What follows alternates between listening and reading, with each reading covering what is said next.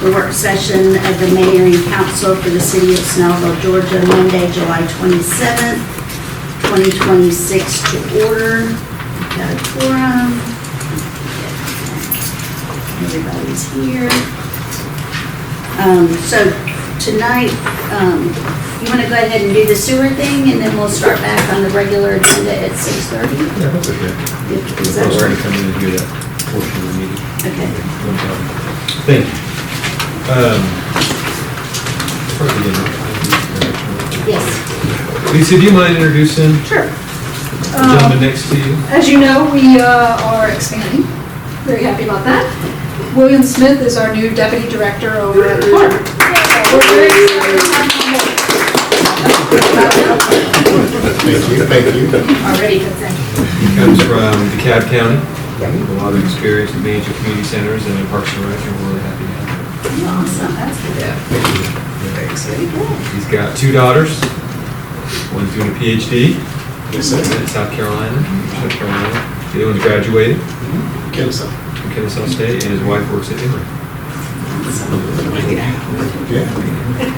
Welcome. Detroit. Accomplished folks. And you're from And he's a Detroit Lions fan. Okay, so- all right, so Lions for Goldman. Just a couple of Michigan fans that we give you. What? That's what I was looking for. You got it too. No, the big. So we'll kind of mix up the agenda tonight. We'll go first to the sewer project stuff, and then we'll circle back and do the regular work session.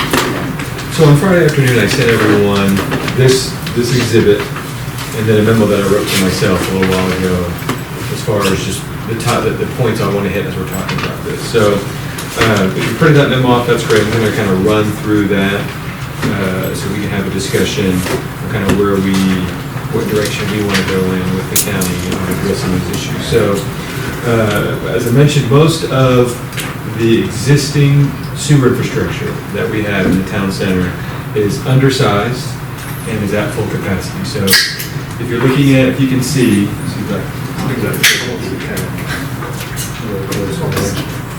all of this kind of yellow-orange are sewer lines, and those are all 8 inches here.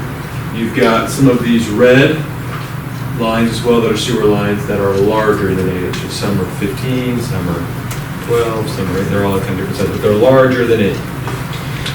And as a result of them being undersized for the development and at full capacity, redevelopment of the town core, and if you kind of look at it from kind of old Walmart, kind of up this way, 78, up to, you know, what we've heard people interested in over here as far as old DOT property. All of that's at a standstill. There's nothing that we can really do. No more new projects can really be approved because of a sewer capacity issue. So in June of 2025, we worked with the county on a joint project, which is listed here as Lenore Church Phase. Well, it's Highway 78 sewer upsizing and Lenore Church Phase 1 here to address one of the issues, right, which is redevelopment in this area. So we're working with the county from this manhole, which is right, not right in front, but right kind of front to the right of the post office. Comes down, would across Wisteria, comes down through a couple office buildings. I think one's a veterinarian's office, and the other one is just a generic office building. Down 78, kind of across in front of Church on Main, and then would come down and connect to an existing manhole. And then the developer who was working on the apartments that were approved not too long ago on South of Church will pick up that line and take it down here. So that was approved in June of 25. It was an intergovernmental agreement where basically the city has about $1.4 million in 2023 SPLOST for water and sewer projects. So the deal that we cut with the county is we give that to the county as our contribution, and our responsibility is to get easements. There's a handful of easements that we have to get in order to approve that line. And the county will take care of the design, the bid, and the construction of the project and the costs associated with that. So that's big for us. That opens up a lot of opportunity over here in the future. Now, the challenge with sewer is that it flows downhill, right, a lot of times, and you have these kind of convergence points, and that's what I want to talk about more tonight. So we've got, as you can tell, we've got this red line that comes down here, so here's Briscoe Park, so it runs through. Just stop you Yeah, for 1 yeah. minute. Is everybody clear on the sewer project that's going on essentially now? Okay. Thank you, Robert. Yeah, that's done, and we're in design phase with the county and working towards easement. So the purple line is what the heiress, the apartment builders for the apartments at Church on Main, they're responsible for that purple section of it, and they knew that going in. And then where it switches from purple to green is, it's still on the church property, but so that green area is the city and county's section that's being worked on. Okay, I just want to make sure that. So all this is big progress for us to get from 8 inches to 18 inches, but as you can see downstream, the line needs upsizing there as well, okay? So this Lenore Church Phase 2 is this kind of neon green section that I want to talk about tonight. This is the newest conversation we've had with the county. So doing this is great, big step for us, but it doesn't address the full problem because the pipe is still undersized downstream. Okay. So and then it kind of converges. So you've got this line, this line here, all comes down to this No Business Creek pump station. Can I ask a question real quick? Yeah. Is the Ryan's property covered by the pink that's being Yes. done? So that's Ryan's is, Ryan, Yeah, yeah, they got in before. Arranged. They got in Right, before. okay. but they still can't do anything Yeah. until the green line is done. So, Okay. The green line above, yeah, above where the purple. MH Yeah, ours. Yeah. So they can't even really connect until that's done. So on that project, just for reference, you got 1.5 for probably 2 years, I would say, before all that gets done and tied in, before they can do anything regardless. but it's arranged and. Yeah, they got their, There's nothing they else got for us to their, do yeah, for they got that. their certificate of Okay. need based on that going in, and they had enough capacity to get through the second pitch point. Okay, But everything else after that over there, if you Right. haven't submitted anything, north of basically the church is shut down for new development, unless, the green goes in and then ultimately the top, and then the bottom is what's soft. Everything above it is pretty much locked up. It's at capacity now. So this green section here, right, so it's red in the middle and green kind of on the periphery. This is 15 inches, and it's nearing capacity. Okay. And so what, to kind of provide for the future growth, to accommodate opportunity upstream from it, the county would need to install 48 feet, linear feet of 24-inch diameter pipe. 48 feet. 48 feet. I said 40, I meant to say 40. Okay. I'm not in my mind. Almost a lot. Just making sure you guys were. 48 feet, I'm gonna take that home. Good on you guys, look at you. Good class. So 4,800 feet, linear feet from here to here, okay? And the county estimates, I'm gonna see if my numbers are right. So the county estimates that total project cost at about 9.8 million. And they also estimate that it would take probably about 2 to 3 years to complete. From design, you're crossing, it's hard to see on this map, but you're crossing a lot of properties, a lot of different homes and things, so it's a lot of easements. That takes a while, the design process would take a while. But I don't want to speak for DWR, but it sounds like it'd probably take about a year to design, a year or less for easements, and you got about 6 months from bid to award of contract, and then whatever they've kind of negotiated as far as a start date when they've actually assigned the contract to a contractor. So you're looking at 2.5 to 3 years before it starts.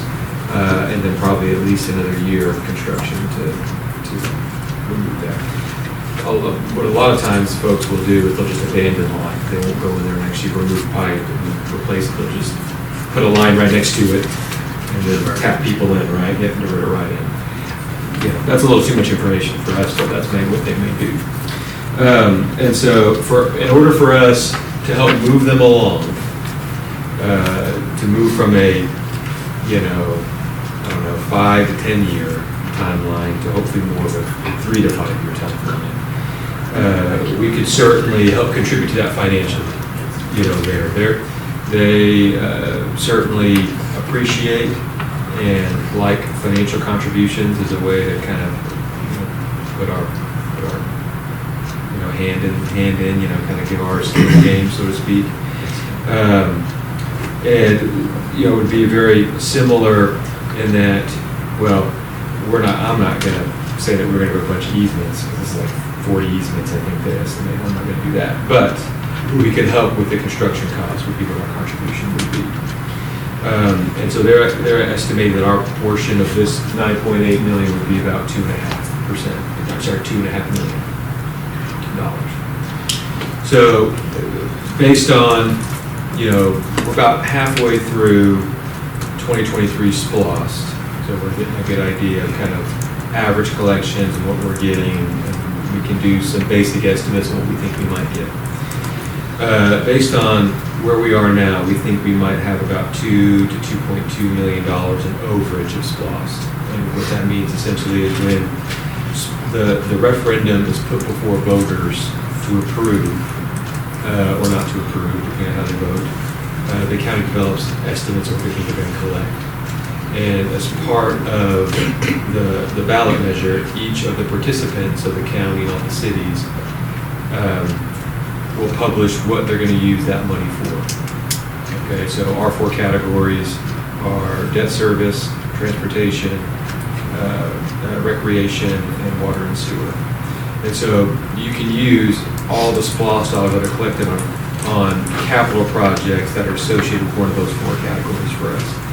And if you collect more than what was estimated when the ballot measure referendum was put out, it's called overage, and you can use that money on one of those 4 categories. And so what staff is recommending is we would commit that overage, assuming that the trend continues, to the county as our financial contribution to get this project moving down the line, to get it moved up in the queue and get it going. You say that the trend continues to go in that direction. What's worst case scenario if the trend doesn't? Well, I mean, worst case scenario is we find the money elsewhere and nothing happens here in the downtown for the next 10 years. Well, the county will do the project, but. They'll do their own timeline. Yeah, so basically by putting up the money on the front end, it will start the process a lot faster with them, where they have to wait, then, and they'll just, she said 2, 3, 4 years even before they consider it. It's on the list, basically, because they can keep processing what they're processing. It doesn't really hurt them not to add anything else in it. And some of this has been, to just be honest, has been a lack of responsibility and neglect from the county to service some of these and upgrade them ahead of time, because it's not really in their system, it's in ours.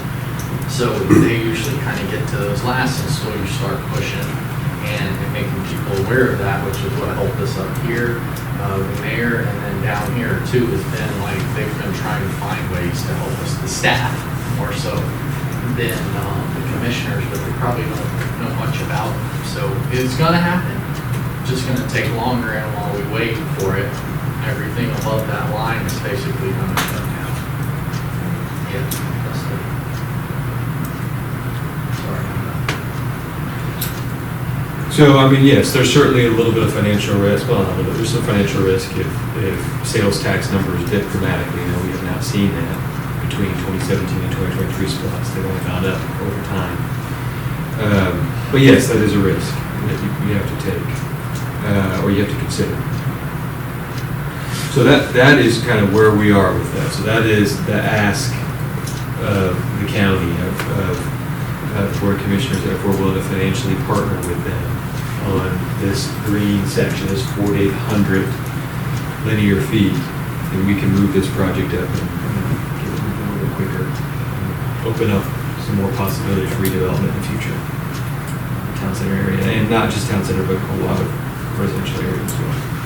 And financially, I wouldn't say that it's too much of a risk, because even, we're talking about them moving it up from a 5 to 10 year timeframe to a 2 to 5 year timeframe, right? So even at a 2-year timeframe, we're still 2 years before, and this lost ends 2029. So, I mean, you're into 2028 before anything's gonna actually get inked and ready to go. And I think we could go to the county and say, hey, on this one, can we pay for part of the construction, which buys you a little more time, right? And Before we you have to don't- give a payment. So you could have a Department of 2029 plus coming in where you can commit money to that. Water and sewer and pay for it that way as well. And this is right now our idea in working with Gwinnett Department of Water Resources. We don't know that the county commissioners would approve this idea, but we need to make sure we've got consensus with the council that, would y'all support this if we went to the county and talked with them about it and tried to get them on board? Because in the end, when we got down to the intergovernmental agreement, it's got to be approved by the council. So if this isn't something you guys would approve to do, then there's no point in carrying a bunch of discussions forward.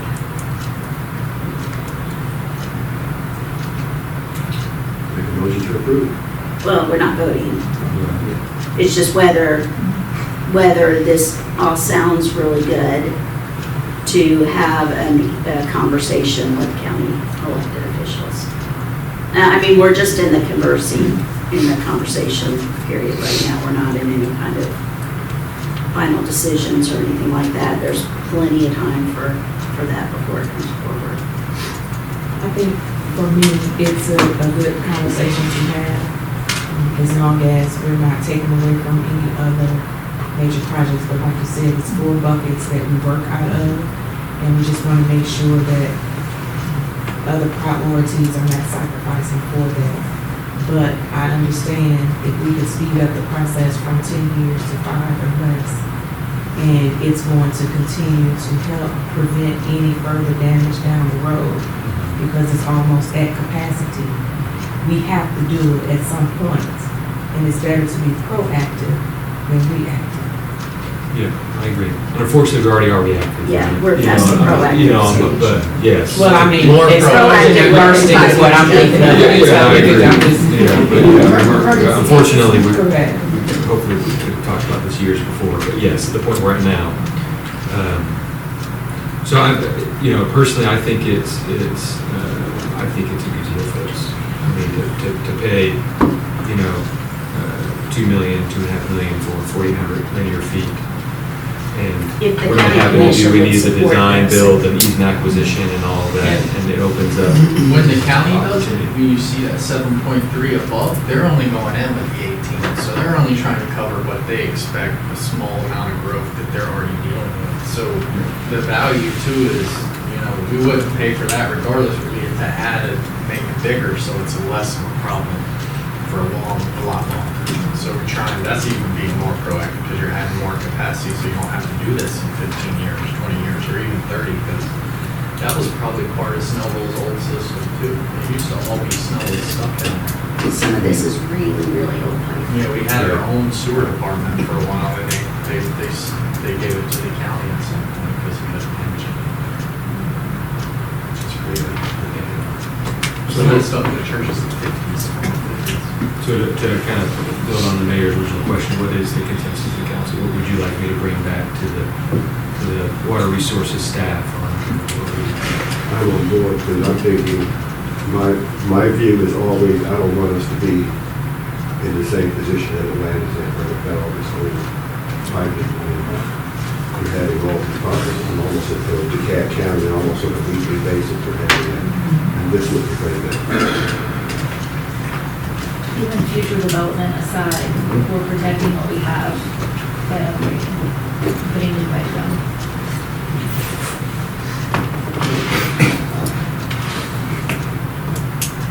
So I'm going back to them saying that we are in favor of partnering with them.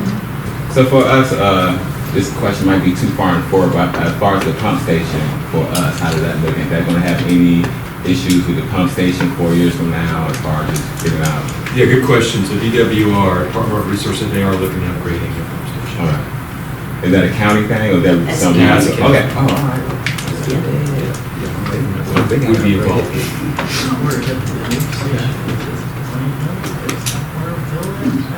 No, it's no Business Creek. Okay, no Business Creek transfer station, pump station.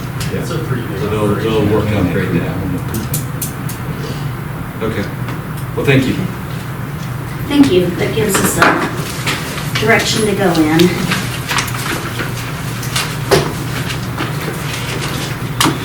Okay, so that was item A under our discussion items, so we'll go back to our normal agenda.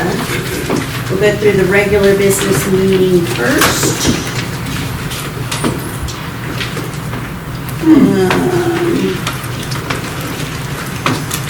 Need someone for the invitation. Anyone want to volunteer?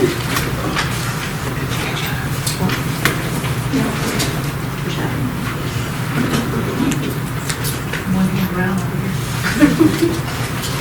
Broken hand up first. Pledge.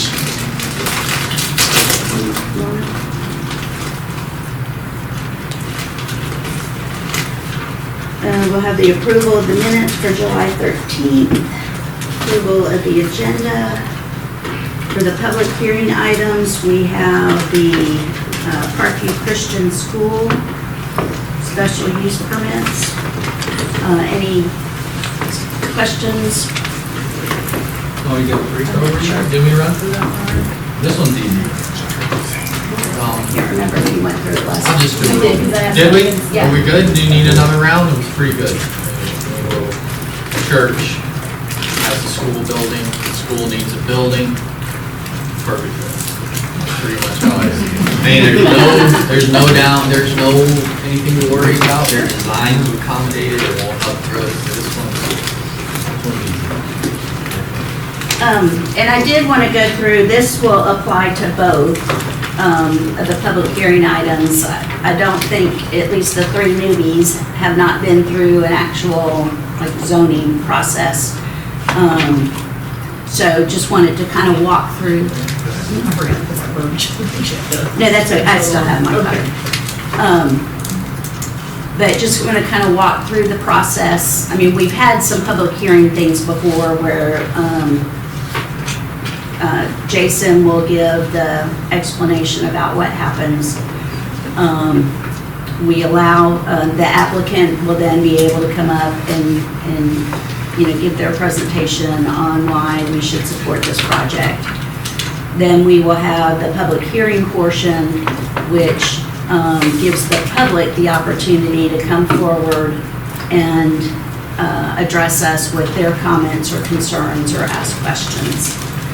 After the public comment is over, we limit the time frame on that. I don't expect a lot of times on something like the school, you're not going to get a lot of people that are going to come up and talk about this one.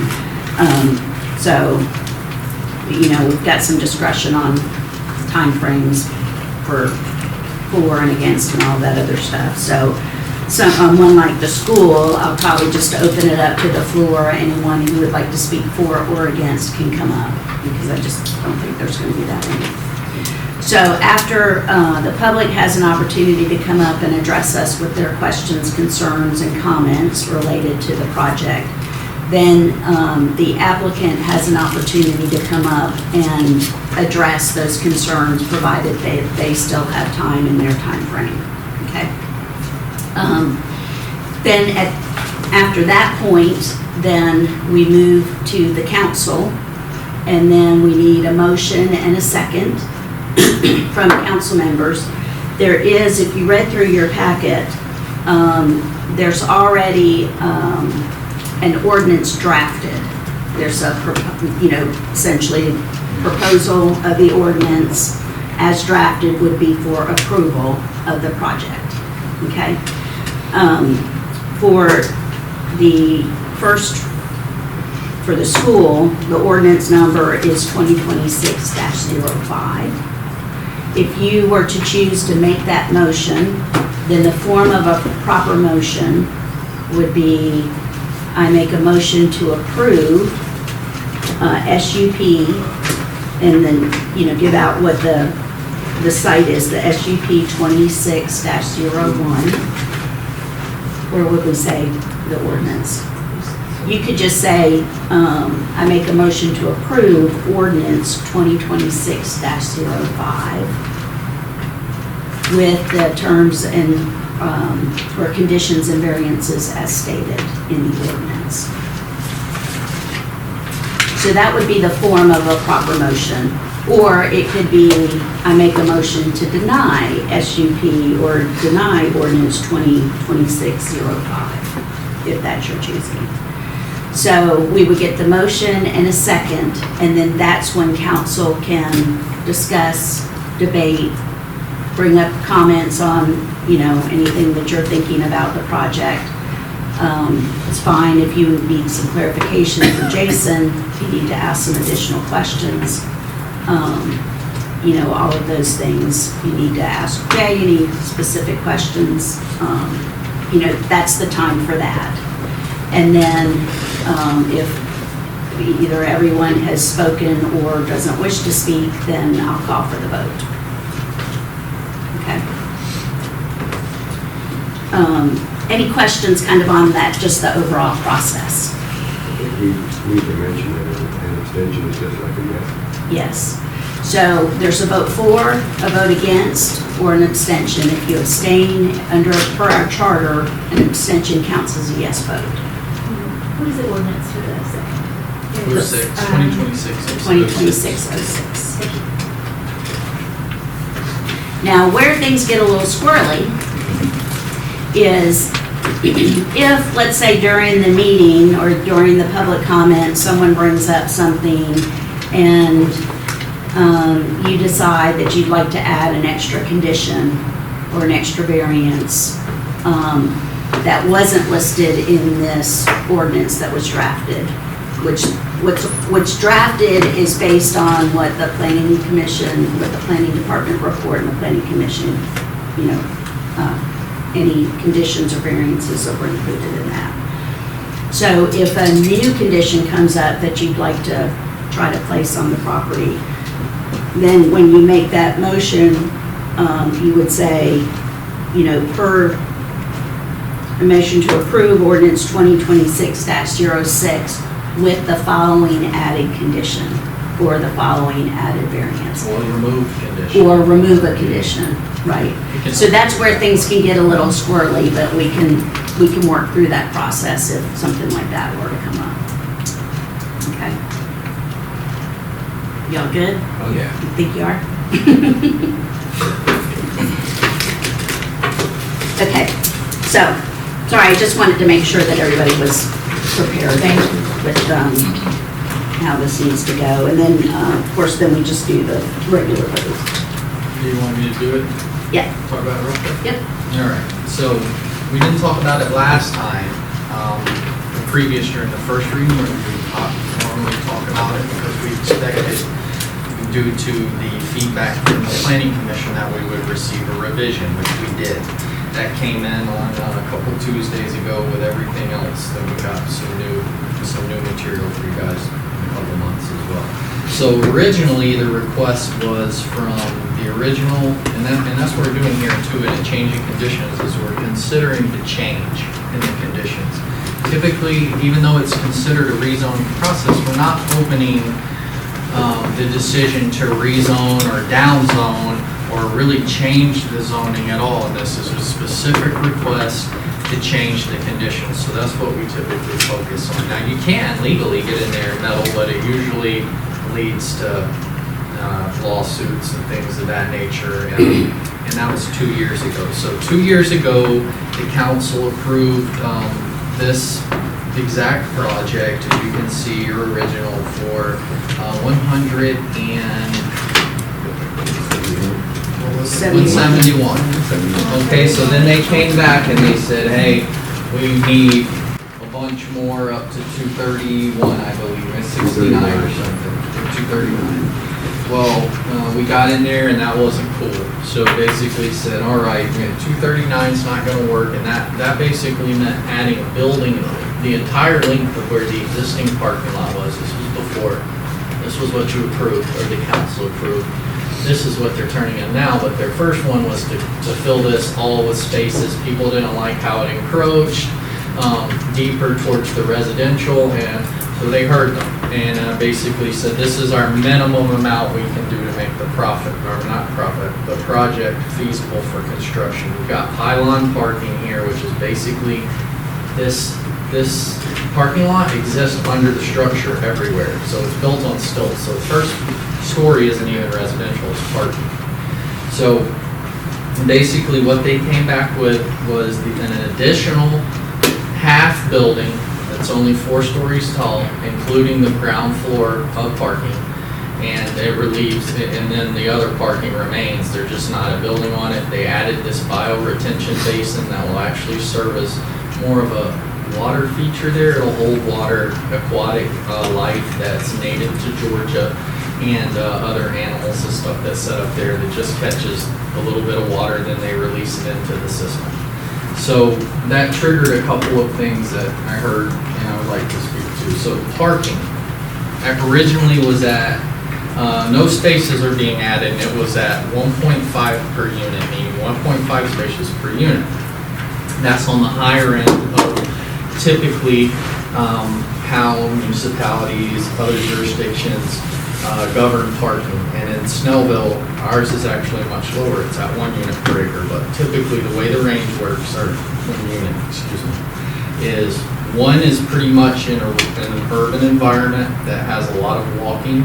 1.5 is strictly suburban style garden apartments like you would see on 78 where nobody's walking anywhere. They're driving in and they're driving out, so they park them. That's typically where you find the range. Back when we redid the UDO and the comp plan to kind of fit specifically the town center, we were at like a 1.5. But in order for people to be able to design around these smaller infill properties, specifically in the town center, if you're looking, this is a 2.2 acre property, it's very small. We allow them the minimum, the drop dead minimum at 1 unit per acre. And the thought process behind that is still true. If a developer can't park 200 units, he can't sell 200 units. He, she, whoever can't sell them. So if they got 171 and they can still only park 171, then they can't build the other 30. So at any time, they're going to manage how many people get to get cars. Maybe it's 1 unit per 1 car. 1 car per door, or however. But what we did is we're tired of basically policing the minimums and the maximums, and basically doing, applying a rigid approach to situations that don't necessarily isn't appropriate for that. And so we basically put it back on the builders. If you can't park it, you can't sell it. So it's in your best interest to park it. I mean, if you have 40 residents that can't park, guess what? They're not going to move in. So we put the onus on them to be more responsible about that. So we reduced it to 1. They still meet 1. They meet 1.25. So they added in a few more units, half of what they were, which was going to put it at 1.0, which was already within code. So our initial take on the initial one was they meet it. Whether you personally agree with that, that's up for discussion, 1.5 versus 1, but they met the code of the city, so check mark. That's how we handle it. We don't extrapolate on that. They met the minimum, they were over it. They're still over the minimum, and they're closer to what they were originally. They're right in the middle between 1 and 1.25, which is, I believe that's a good compromise. So everything said and done, is 30 units gonna foundationally change the project? No, you're gonna have a little bit more of a building. It's not gonna be towards the back. If that's what it takes to get rid of that Ryan's, and it's still high quality, it's still luxury, and these actually get built, mind it, it's not gonna happen for about 1.5 years or 2 years before that sewer gets done. So there's gonna be some time before that to build up.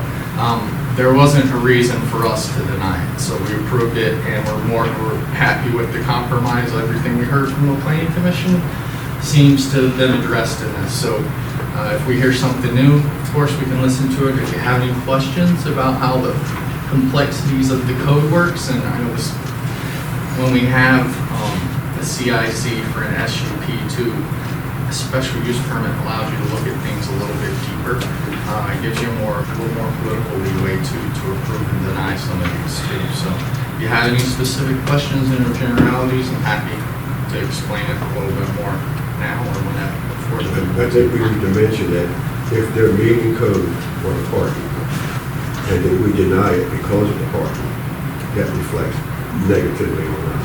Correct, right, Jay? I mean, if we say, hey, it's for parking, like, honestly, you don't want to say that. That's what you're really denying it for. They open you up, and they're going to just point right back and say, the law says that the speed limit is 60, I was going 59. That's kind of how it turns out. Then you give the judge something easy to overturn you, and then, it starts, becoming you kind of get labeled. But that's the legal part of it. It met the code. That's where I was at with 239 versus 203 versus 179 or 171. They all met the code as far as parking goes. It says it went from 4 to 5 as far as the height. 5 to 4. Yeah, 5 to 4. Yes, ma'am.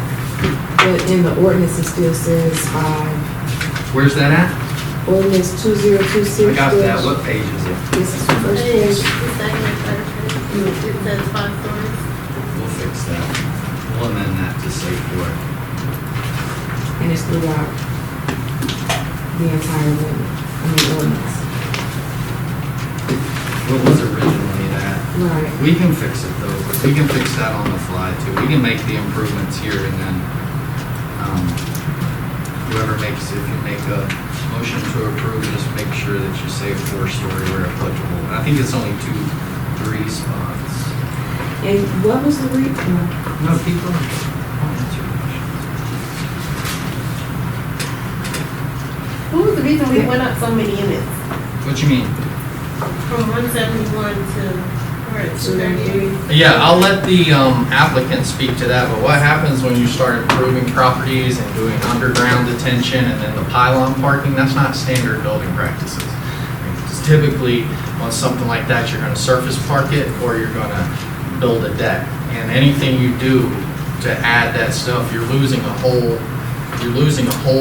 story of productivity too on the bottom to provide parking, so that has to be made up down the line on the units to make it feasible to have it done. So they went from, their hard number was 239, and then immediately, Mr. Kittle, I said, this isn't gonna go like this, you're gonna have to give us your best, and they said 203 is their best to get the project done. So it's not back up to 239 again.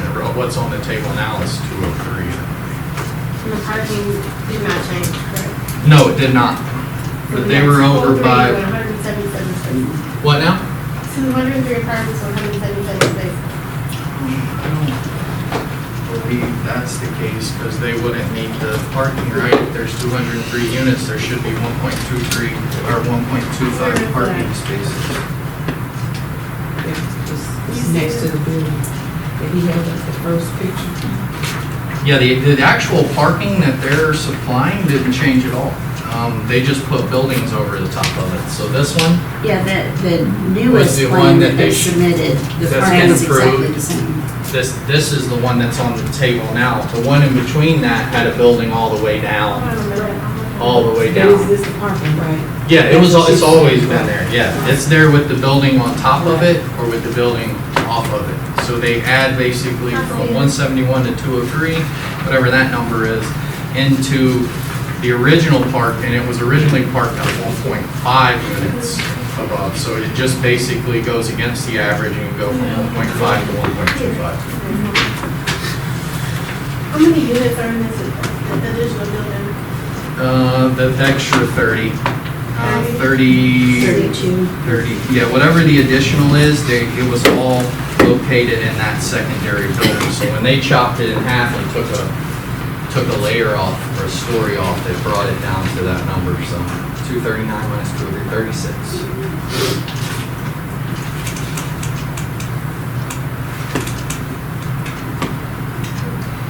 So they submitted the changes, it comes back to you, it doesn't go back to the plan commission?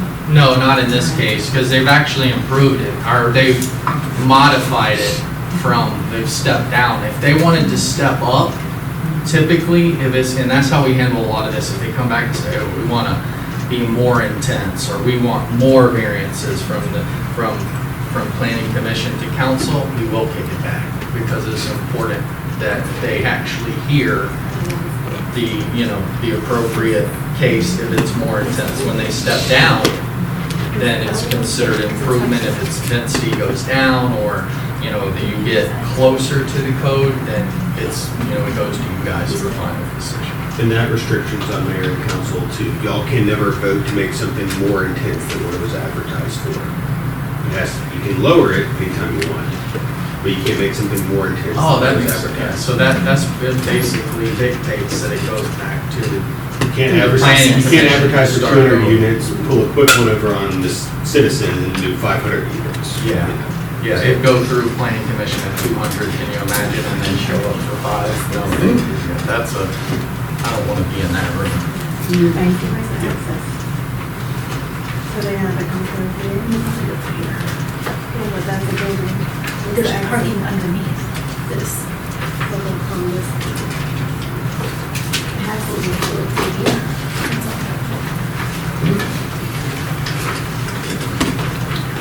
So the only access is here.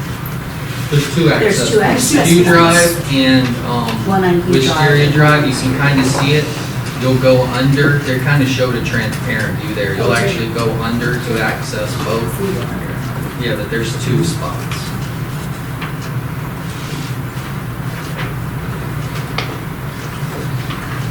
It's a really tight site. You're gonna see that when you see these kind of things. And Ryan's been there for 25 years, it's crazy honestly. It was close when I showed up. All right, we ready to move along? So we have nothing under consent or old business. Under new business, it's a lot of resolutions, but all doing the same thing. You want to talk about the Georgia Fund one? Yeah. See what's happening. So Georgia Fund One is a pool investment option that's offered by the state of Georgia to counties, municipalities, boards of education, et cetera. It's managed by the state. It's got a very strong bond rating. I gave you guys some statistics that you can see. So I sent you a report of what they do, and they talk about the market conditions that dictate the return for investors.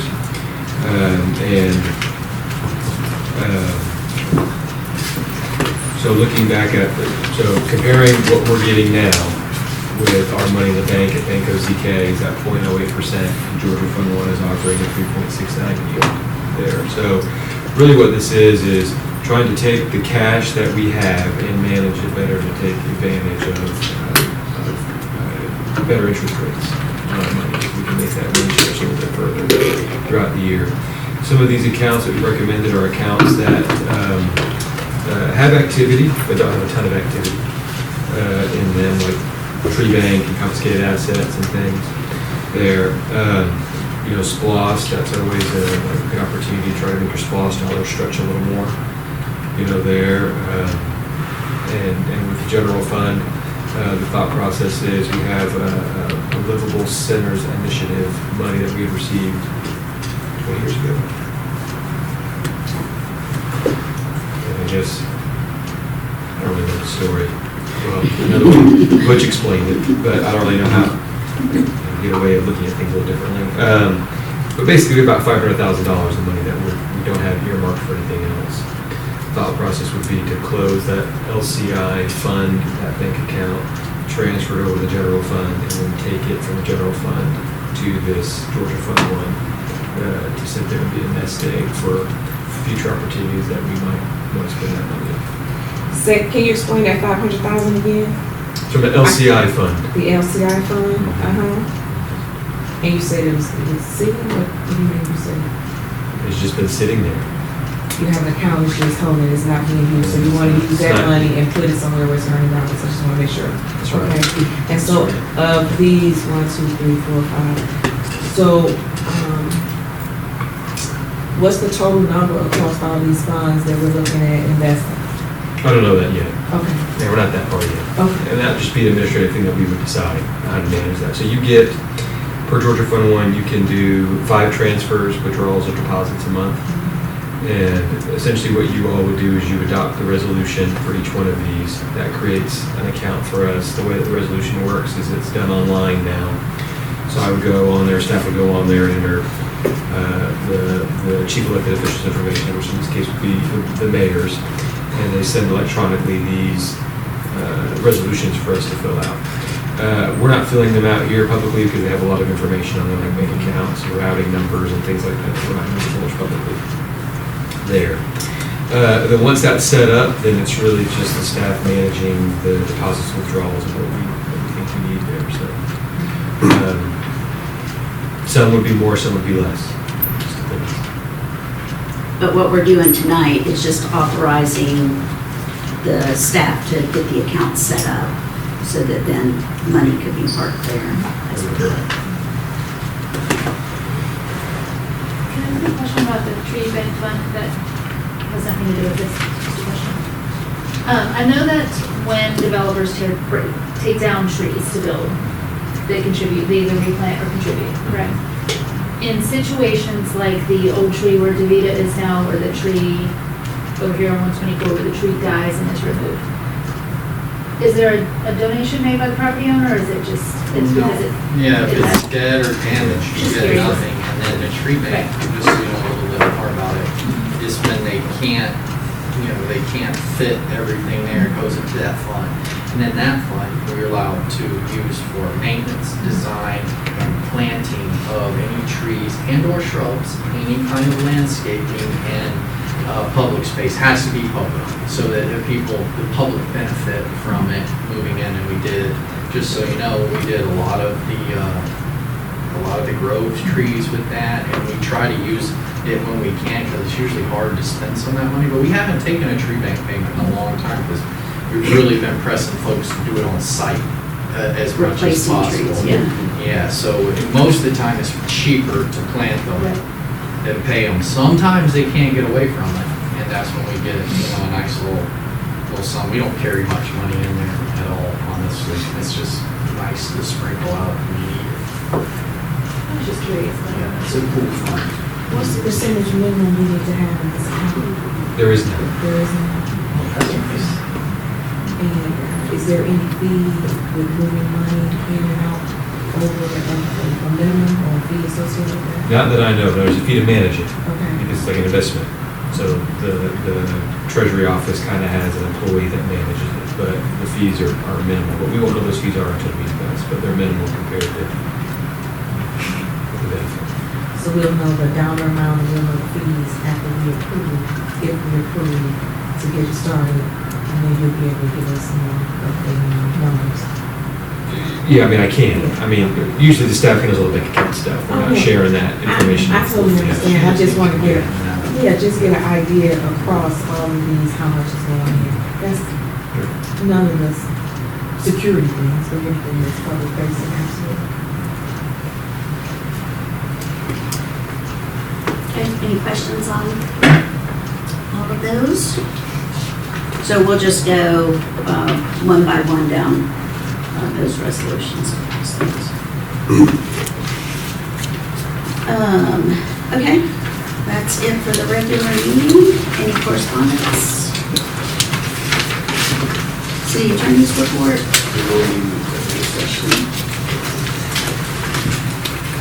Under discussion items, we've already talked about the sewer project, update of ongoing projects, Mr. Yes, so if you refer to your city projects update, so we have received all the information that we need from the tax assessor's office, prepared to adopt the millage rate. So So in the FY '27 budget, y'all recall the proposed millage rate is 4 mills, which is what it currently is for this tax year. Per state law, we're required to hold 3 public hearings if the millage rate is above the rollback rate. With the current schedule, we'll adopt the millage rate at the August 24th meeting there. So I put in the upcoming column there is a public hearing schedule. So we'll have our first public hearing on August 10th at 7:30, on August 24th at 11:30 a.m., and then August 24th at 6 p.m.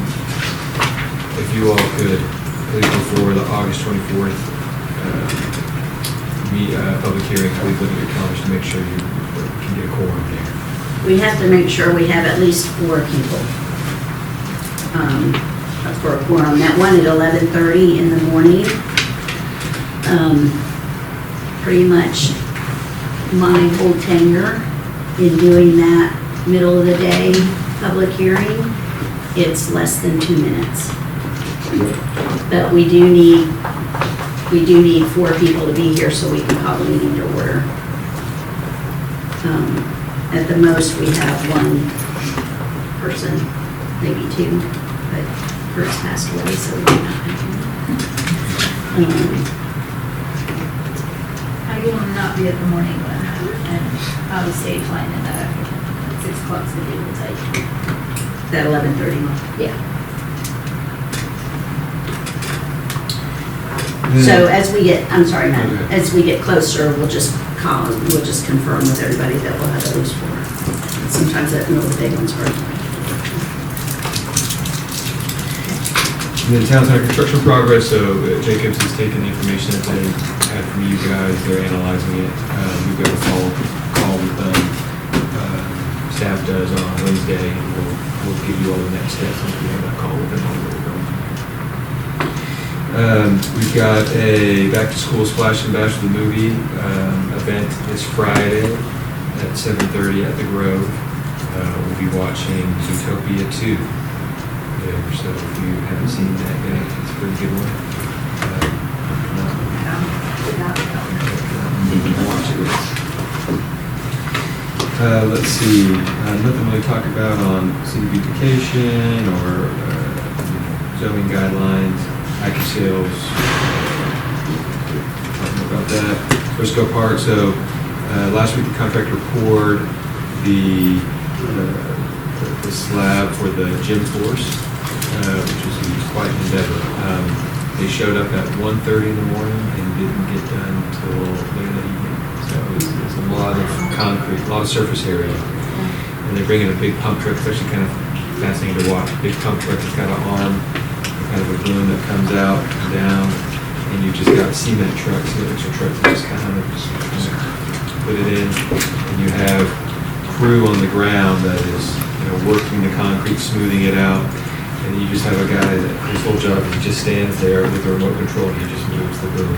It's kind of fascinating to watch. A big milestone for us. So now they'll begin erecting the steel framing for the gym this week, and you'll start seeing things go up on the gym side, which will be great. Once that goes, they can put a roof on, the weather won't be as much of an issue for us going forward. The office side, much further along on that side, roof is on, steel framing is up, they've drywalled one side of the steel framing there, and so we'll most likely see that completed before we see the gym side, and they'll kind of work on the gym side as they can before they put it there. In Northern Wisteria, they just have really only the 2 last punch list items that they've got to do. We're going to walk it one last time, make sure everything's been done, and that project will be officially closed out. That's my update. I have a question. I have 2. One, when are we going to do the lottery for the students? Give me a few minutes. Give you a few minutes? Okay. Because I know we talked about it with John, so I just want to know what was the update. I know a citizen asked for an update in April. Publicly. You don't have anything public this year? That would be a good public notice to let them know that I don't know if they received anything. So that's that. And then the second question or comment, Matt and Mr. Pepper, is citizens have told me that their sanitation delivery, their pickup was on a Thursday, and their trash didn't get picked up until Friday. So just make a record of that and let the, I don't know how you follow up with that, if you could do that. And it's been more than one person. Did you advise them to call Public Works that day? I always direct everybody to contact the city, but I also want to make mention of that directly to you so you can follow up. The other thing is a lot of people just, privacy. People are afraid to communicate. I don't know why, but people don't do it. So I'm gonna bring it to you, and I'm encouraging them to do it. Yeah, encourage them to call us. We can't help them know who they are with the problem. There you go. And if their trash got missed for some reason, one, there may have been a reason why they didn't, but the hauling company can explain why. Or two, it just got overlooked. I know mine got overlooked one time. Yeah, so I just want to make sure it's noted. My husband called me to see if we had upset the contractor for some reason because ours was the only one on the street that didn't get picked up. That happened to me, and same thing, and they called Public Works, and the And next they were day it out was there, picked up. yeah. Did you report yours? Yeah.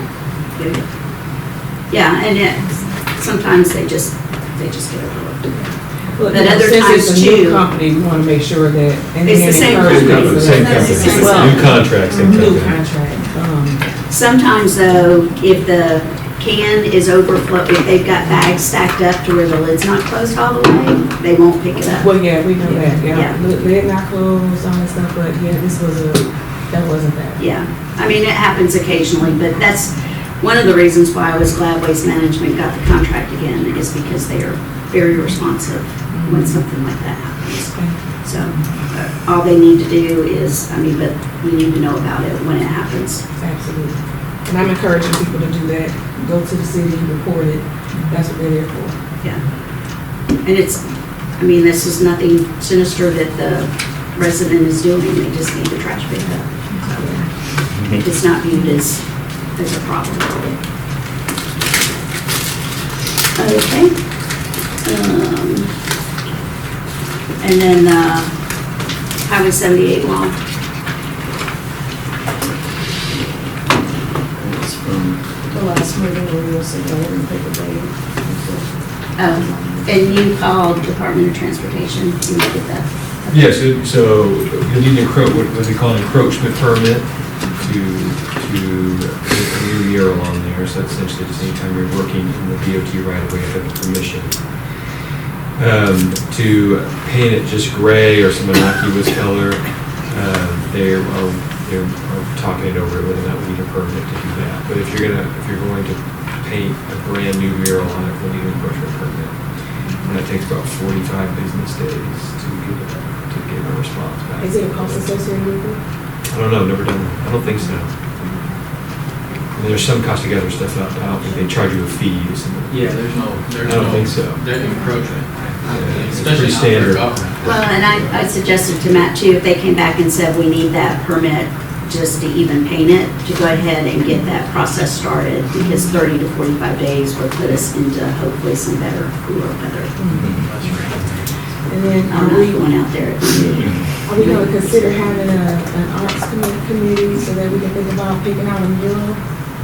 Or It's a ideas conversation to for- create? I mean, I'm like. You guys, yeah, I don't know. talking out loud. Yeah, you guys tell me. Yeah, Yeah. Talked about that. Yeah, so- We've got some work to do before we start talking murals in a big way. Mhm. We've got some work to do to just make sure our code is correct for that. And so that'll go along with that process. Do we know how much money we're looking at to do that project? For painting a mural. Yeah, do we have, was there a donation for art? Do we have an art budget? That's a simple question. Do we have funds for art? We don't have funds in the city budget. We do have that donation for the city from E.R. Snell Family Foundation. That was geared towards the town center Mm-hmm. growth, so, but I would imagine a conversation with them. And How much is it? we've got over $400,000. $400,000. Thank you. According to Google, there's a $400 administrative fee to apply for that. encroachment. Say that one more time. $400 $400. base administrative, depending on what you're looking for, there might be more, depending on what you want to do. But that's Google now. No guarantees. Okay. All right, so we do have an exec session tonight, so during the work session of the mayor and city council of Snellville, Georgia, Mayor Bender announced that certain matters should be discussed